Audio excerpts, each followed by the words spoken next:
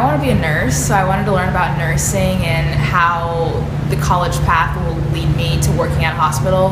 So just to see what her day is like, instead of her just sitting and telling me, but actually seeing, if something goes wrong, how does she react to that?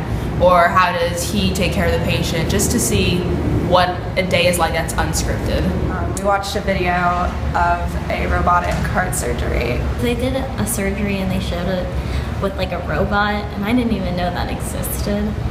As landmarks. So this is the sac around the heart, the pericardium in the world. I thought I was going to be grossed out at first by watching a pumping heart being fixed and whatnot, but I actually found it very interesting, and to know it was somebody on my age made me feel like, yeah, this stuff happens, people like me go through this. That was crazy. I mean, to see especially that they had different methods for people of different ages so that they wouldn't leave the same kinds of scars and things to help the teenagers kind of cope with the surgery that they were undergoing, and seeing how far they're willing to go for the comfort of the patient.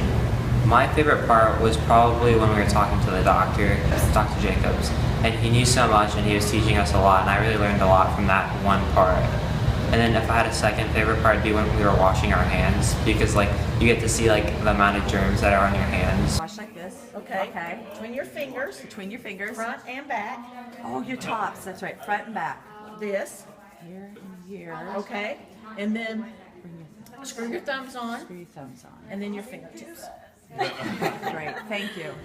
One of the cool things was going up onto the helipad and learning about how they actually operate on people who are born in other countries. They're able to do it on such fast notice to where they could have only 3 hours notice and they'd be there within 3 hours and be able to operate on the newborn child. We do about 1,200 transports a year, either by ground, by helicopter, or by fixed wing. We do international flights, we do interstate flights. We've gone to Sweden. We go to Guatemala quite frequently for babies. We've gone to Israel. You could come in for work and find out you're going to Guatemala for a very sick premature baby. Boom, on an aircraft down, grab the kid, bring the kid back. It was just really interesting that we were fortunate enough to do that because we're Shorecrest, and that our name holds enough to get us high school students to do that trip when usually it's not for us. I think everyone should take the Intro to Medical Studies class. Yeah, why?